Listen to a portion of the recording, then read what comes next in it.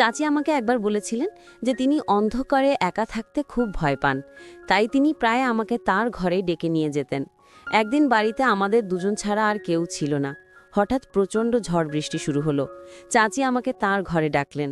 যখন ঘরে ঢুকলাম, চাচিকে দেখে আমি চমকে গেলাম, কারণ তিনি খুব ছোট পোশাক পরেছিলেন এবং সত্যিই দারুণ লাগছিল। চাচা তখন কয়েক মাসের জন্য বাইরে গিয়েছিলেন কাজের খাতিরে। চাচি আমাকে একদিন অন্ধকারের অজুহাতে তার ঘরে ডেকেছিলেন। এক রাতে যখন আমিও চাচি একসাথে ঘুমোচ্ছিলাম, মাঝরাতে হঠাৎ করে আমি কিছু অদ্ভুত অনুভব করলাম। চোখ খুলতেই যা দেখলাম তাতে আমি অবাক হয়ে গেলাম। চাচি, আমার নাম কুনাল, আমি ২০ বছর বয়সী। আমার চাচি ছিলেন অনেক সুন্দর আর অনেক ফর্সা, যে কেউ তাকে দেখলে মুগ্ধ হয়ে যাবে। চাচাও তার রূপের প্রেমে পড়ে তাকে বিয়ে করেছিল। চাচি সবসময় মডার্ন ড্রেস পরতে ভালোবাসতেন, যা তাকে আরও আকর্ষণীয় করত। বন্ধুরা, রেডি হয়ে যাও, আজকের গল্পটা অনেক বেশি স্পেশাল। আশা করছি তোমাদের ভালো লাগবে। দয়া করে গল্পগুলো ভালো লাগলে ভিডিওটি লাইক, শেয়ার এবং চ্যানেলটি সাবস্ক্রাইব করো প্লিজ।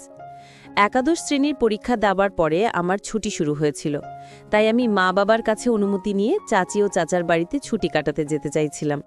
চাচার বিয়ে মাত্র ৩ মাস আগে হয়েছে, তাই আমার বাবা মা আমাকে সেখানে যেতে নিষেধ করেছিলেন। কিন্তু আমি অনেক বছর ধরে চাচার বাড়িতে যাইনি, এমনকি তাদের বিয়েতে যেতে পারিনি, কারণ তখন আমার পরীক্ষার সময় ছিল। চাচার সঙ্গে দেখা করার জন্য আমি খুব আগ্রহী ছিলাম এবং নতুন চাচিকে দেখতেও চাইছিলাম। বাবার কথা ছিল যে আমরা পরে কখনো দেখা করতে পারবো, কিন্তু আমি তখনই যেতে চাইছিলাম। শেষ পর্যন্ত অনেক বুঝিয়ে বাবা চাচার বাড়িতে যাওয়ার জন্য রাজি করালাম। মাঝে মাঝে ভাবি, হয়তো ভালো হতো যদি তখন চাচার বাড়িতে না যেতাম, কারণ এত কম বয়সে চাচি আমার সাথে এমন কিছু করবে যা আমি ভাবতেও পারিনি। একটি নতুন অভিজ্ঞতার সন্ধানে আমার জীবনে একটি গুরুত্বপূর্ণ দিন এসেছিল। তা ছিল রবিবারের একটি দিন, যখন আমার বাবা আমাকে চাচার বাড়িতে নিয়ে গিয়েছিলেন। কিন্তু আমাদের পৌঁছানোর পর দেখি বাড়ির বাইরের দরজা তালাবদ্ধ। মনে হলো চাচা ও চাচি হয়তো কোথাও গেছেন। বাবার ফোন করার পর জানতে পারলাম তারা শপিং করতে বেরিয়েছেন এবং বাড়িতে ফিরতে কিছুক্ষণ লাগবে। তাই আমরা বাড়ির বাইরে দাঁড়িয়ে তাদের জন্য অপেক্ষা করতে লাগলাম। প্রায় ২ ঘন্টা পর চাচা ও চাচি বাড়িতে পৌঁছলেন। বাবা বাইরে গিয়ে তাদের সঙ্গে দেখা করলেন আর চলে গেলেন আমাকে রেখে, এবং আমরা সবাই একসঙ্গে বাড়ির দিকে ফিরতে শুরু করলাম। চাচি তখন স্কার্ফ দিয়ে মুখ ঢেকেছিলেন এবং চাচার বাইকে বসেছিলেন। বাড়িতে ঢোকার পর চাচি স্কার্ফটি খুলে ফেললেন। আমি দেখতে পেলাম চাচি যেন কোনো সিনেমার নায়িকার মতো লাগছিলেন, খুবই সুন্দর। চাচা ছিলেন সাধারণ দেখতে, কিন্তু চাচি সত্যিই আকর্ষণীয় ছিলেন। অন্যদিকে চাচা হঠাৎই আমাকে ডাকলেন, কুনাল, কি দেখছো তুমি? অনেকক্ষণ ধরে তোমাকে ডাকছি। তার ডাকে আমি কিছুটা অপ্রস্তুত হয়ে গেলাম, তবে দ্রুত সামলে নিয়ে বললাম, আমি ভালো আছি, এবং চাচাকে আলিঙ্গন করলাম। এতদিন পর আমাকে দেখে চাচা খুবই খুশি হলেন, আর চাচিও স্নেহে জড়িয়ে ধরলেন আমাকে। মনে হচ্ছিল যেন আমরা অনেক দিনের পরিচিত। এখন ২ দিন ধরে চাচার বাড়িতে ছিলাম। চাচি আমার প্রতি পুরোপুরি যত্নশীল ছিলেন এবং আমার জন্য সবকিছু ঠিক রাখছিলেন। চাচাও চাচিকে দেখে মনে হচ্ছিল আমি নিশ্চয়ই আমার ছুটির পুরো সময় এখানে কাটাবো। তবে আমি জানতাম না যে আমার এই সিদ্ধান্ত পরবর্তী সময় এমন একটি মোড় নিতে পারে যা আমার জীবনকে পুরোপুরি পরিবর্তন করে দেবে। আমি আশার থেকে লক্ষ্য করছিলাম চাচি আমার সামনে ছোট পোশাক পরে চলাফেরা করত। আমার কাছে বিষয়টা অবাক করার ছিল। আমি মাঝে মাঝে তার দিকে চেয়ে থাকতাম। আমি মনে মনে ভাবতাম, এসব চাচির কাছে সামান্য, কারণ তিনি শহরে থাকেন আর শহরের সবাই এরকমভাবেই চলাফেরা করে। আমার কাছে অন্যরকম লাগতো, কারণ আমি গ্রাম থেকে এসেছিলাম, সেখানে কেউ এভাবে চলাফেরা করতো না। আমি আসার পর থেকেই চাচি আমার অনেক কাছাকাছি থাকতে শুরু করছিল। তার এমন ব্যবহারে আমি মাঝে মাঝে ভাবতাম আমরা অনেক আগে থেকেই পরিচিত। তৃতীয় দিন সকালে যখন আমি ঘুম থেকে উঠলাম, তখন বেলা ৮টা। ঘরে বেরিয়ে দেখি চাচা ব্যাকপ্যাক গুছাচ্ছেন। তাকে ব্যাকপ্যাক করতে দেখে আমি জিজ্ঞাসা করলাম, চাচা, আপনি এত সকালে কোথায় যাচ্ছেন? চাচা বললেন যে তাকে একটি জরুরি কাজে ২ মাসের জন্য বিদেশে যেতে হচ্ছে। আমি হতাশ হয়ে বললাম, কি বলছেন চাচা? আমি তো এখানে মাত্র ২ দিন হলো এসেছি এবং আপনি এত তাড়াতাড়ি চলে যাচ্ছেন। আমি আপনাকে যেতে দেব না। চাচা আমাকে বোঝাতে লাগলেন, এটা আমার জন্য একটি গুরুত্বপূর্ণ সুযোগ। যদি আমি এটি হারিয়ে ফেলি তাহলে আমি নিজেকে মূর্খ মনে করব। এই প্রজেক্টে কাজের অভিজ্ঞতা আমাকে ভবিষ্যতে একটি ভালো পদে এনে দিতে পারে। চাচার কথার গুরুত্ব বুঝতে পেরে আমি আর কিছু বললাম না। বললাম, ঠিক আছে, আজ সন্ধ্যায় আমি বাবাকে জানিয়ে দিচ্ছি এবং আমি নিজে বাড়ি চলে যাব। বাবা এসে আমাকে নিয়ে যাবে, কারণ আপনি না থাকলে আমি এখানে থেকে কি করব? চাচা বললেন, কুনাল, এখন আমি চলে যাচ্ছি, তুমি এখানেই থাকবে এবং তোমার চাচির খেয়াল রাখবে। আমার ফিরে আসা পর্যন্ত তোমাকে এখানেই থাকতে হবে। তার কথা শুনে আমি অবাক হয়ে গেলাম। চাচা না থাকলে আমি আর চাচি এই বাড়িতে একা কিভাবে থাকব? চাচা আরও বললেন, মনে রেখো, তোমার চাচি অন্ধকারে ভয় পায়, তাই তাকে যে কোনোভাবে সাহায্য করতে দ্বিধা করবে না। আমি তখন কিছুটা অস্থির হয়ে পড়েছিলাম, এবং চাচি মানে অন্ধকারে ভয়, এটা আমার কল্পনাতেও ছিল না। চাচি সম্পর্কে এই নতুন তথ্য আমাকে কিছুটা হতাশ করেছিল। প্রথমে তো আমি রাজি হতে চাইছিলাম না, কিন্তু চাচা জোর করার জন্য তার কথা আমাকে শুনতেই হলো। তারপর আমি চাচির দিকে তাকালাম। আমার কথা শোনার পর চাচি আমার দিকে তাকিয়ে অদ্ভুতভাবে হাসছিলেন। মনে হলো আমার এখানে থাকার কথা শুনে তিনি অনেক খুশি হয়েছিলেন। আমি চাচাকে সাহায্য করতে লাগলাম তার কাপড় গুছিয়ে রাখতে এবং পরে তাদের বিমানবন্দরে পৌঁছে দিতে। চাচাকে বিদায় জানিয়ে আমি এবং চাচি বাড়িতে ফিরলাম। বাড়িতে তখন শুধু আমি এবং চাচি। আমি চাচার সঙ্গে শহরে ঘুরে বেড়ানোর পরিকল্পনা করেছিলাম, কিন্তু চাচার বেরিয়ে যাওয়ায় সবটা ভেস্তে গেল। তবে এটি ভাবার চেয়ে বেশি গুরুত্বপূর্ণ হলো চাচির সঙ্গে থাকার অভিজ্ঞতা অপেক্ষাকৃত বিশেষ হতে পারে। চাচা চলে যাওয়ার পর রাতে নিজের ঘরে বসে মোবাইলে গেম খেলছিলাম। কিছুক্ষণ পর গেম খেলে বিরক্ত লাগায় ভাবলাম টিভি দেখা যাক।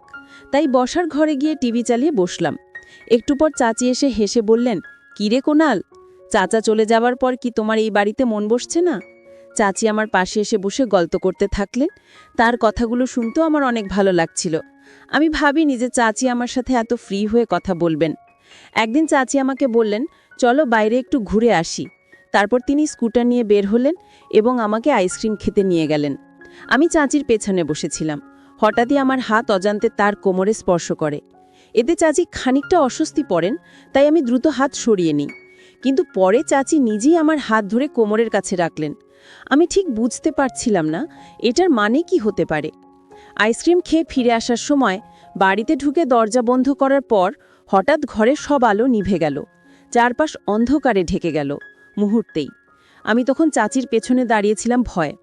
চাচি আমাকে শক্ত করে ধরে ফেললেন। তার এই আচরণে আমি কিছুটা বিস্মিত হয়ে গেলাম। বড় হওয়ার পর এমন অভিজ্ঞতা আগে কখনো হয়নি। বুঝতে না পেরে আমি স্থির হয়ে দাঁড়িয়ে রইলাম। চাচি প্রায় 5 মিনিট ধরে আমাকে জড়িয়ে ধরেছিলেন এবং তারপর হঠাৎ করে আলো আবার চলে এলো। আলো আসতেই তিনি সোজা হয়ে আমাকে ছেড়ে দিয়ে বললেন, মাফ করে দাও, অন্ধকারে আমি ভয় পেয়েছিলাম, এবং মৃদু হাসি দিয়ে তার ঘরে চলে গেলেন। আমি হতবম্ব হয়ে গিয়েছিলাম এবং ভাবছিলাম যে এখানে ঠিক হচ্ছে না। কিছু সময় পরে চাচার বলা কথা মনে পড়ল। চাচা বলেছিলেন, চাচি অন্ধকারে ভয় পান এবং তোমার দায়িত্ব তার দেখভাল করা। তখন বুঝলাম চাচি আমাকে অন্ধকারের অজুহাত দেখে জড়িয়ে ধরেছিলেন। রাতের বেলা আমি ঘরে গিয়ে শুয়ে পড়লাম, কিন্তু চাচি কথা বারবার আমার মনে চলে আসছিল। তিনি ছিলেন বেশ আধুনিক, আর আমি তো এক গ্রামের ছেলে, তাই তার আচরণগুলো আমার জন্য বেশ বিশেষ লাগছিল। হয়তো তার কাছে সামান্য ছিল। পরের দিন সকালে উঠে দেখি চাচি রান্নাঘরে চা তৈরি করছেন। তার দিকে তাকাতে কিছুটা অস্বস্তি লাগছিল, কারণ তিনি এখনও রাতের নাইট ড্রেস পরে রান্না করছিলেন এবং তিনি মনে হয় আমাকে তাচ্ছিল্য করছিলেন। যখন আমি পানি পান করতে কিচেনে গেলাম, তখন চাচি আবার আমাকে জড়িয়ে ধরলেন। আমি কিছুটা অবাক হয়ে গেলাম, কারণ আগের দিনের ঘটনা এখন আমার মাথা থেকে বের হয়নি। তিনি হাসি মুখে বললেন, আরে কুনাল, কিসের এত লজ্জা? আমি জানি এসব তোমার জন্য নতুন, কিন্তু গতরাতে আমি সত্যিই খুব ভয় পেয়েছিলাম। যদি তোমার খারাপ লাগে তবে আমাকে মাফ করে দিও। এরপর তিনি বললেন, আর হ্যাঁ, আজ যে তোমাকে জড়িয়ে ধরেছিলাম সেটা আমি মজা করেই করলাম। তুমি আমার ভাতিজা, আমার ছেলের মতো, এবং আমি তোমার চাচি, তাই তোমার সঙ্গে মজা করার অধিকার আমার আছে। চাচির এই আচরণে আমি কিছুটা হাসলাম, কিন্তু তার এমন আচরণগুলো আমার মনে নতুন এক অনুভূতি তৈরি করতে শুরু করলো। আচমকা মনে হলো আমি এখন বড় হয়ে যাচ্ছি, আর চাচা হয়তো বুঝতে পারেনি যে এমন কিছু ঘটতে পারে। কিছুদিন পর এক সন্ধ্যায় মাঙামশা খাওয়ার ইচ্ছা হলো। ভাবলাম চাচিকে বলবো, তাই তার ঘরের দিকে গেলাম। চাচির ঘরের দরজাটা সামান্য খোলা ছিল, তাই অনুমতি ছাড়াই ঢুকে পড়লাম। তিনি বালিশে হেলান দিয়ে মোবাইল দেখছিলেন, আর তাকে এই অবস্থায় দেখে আমি কিছুটা অস্বস্তি অনুভব করছিলাম। দরজার কাছে দাঁড়িয়ে আস্তে করে তাকে ডাকলাম, কিন্তু তিনি শুনলেন না। মোবাইলে মনোযোগ থাকার কারণে আমার ডাক তার কানে পৌঁছয়নি। একটু সাহস সঞ্চয় করে ধীরে ধীরে তার পাশে গিয়ে দাঁড়ালাম। আমি যখন চাচির মোবাইলের দিকে তাকালাম, তখন চোখ কপালে ওঠার মতো অবাক হয়ে গেলাম। যা দেখছিলাম তা আমার কাছে একদম নতুন। খানিকটা অস্বস্তি হচ্ছিল, তাই তাড়াতাড়ি দরজার কাছে ফিরে গিয়ে চাচিকে একটু জোরে ডাকলাম। চাচি হঠাৎ চমকে উঠা বেশে শাল গায়ে জড়িয়ে এলেন এবং কিছুটা বিস্মিত হয়ে বললেন কি হয়েছে? আমি বিষয়টা এড়িয়ে গিয়ে শুধু বললাম কিছু না। তারপর নিজের ঘরের দিকে চলে গেলাম। ঘরে ফেরার পথে মনে পড়ছিল চাচিকে আজ একটু আলাদা লাগছিল। রাতের বেলা ভারী বৃষ্টি হচ্ছিল, হঠাৎ বিদ্যুৎ চলে যাওয়ায় চাচি আমাকে ডাকলেন। আমি তার ঘরে গেলে চাচি আমাকে আলিঙ্গন করলেন। তাকে দেখে মনেই হচ্ছিল তিনি বেশ সুন্দর লাগছিলেন, আর ধীরে ধীরে আমি আমার অনুভূতিগুলো বুঝতে পারছিলাম। চাচি বললেন, কুনাল, তিনি যতক্ষণ লাইট আসে আমার কক্ষে থাকতে পারো। আমাকে অন্ধকারে ভয় লাগে। আমি সেখানে থাকতে রাজি হলাম। আমরা কিছুক্ষণ ধরে কথা বলতে লাগলাম।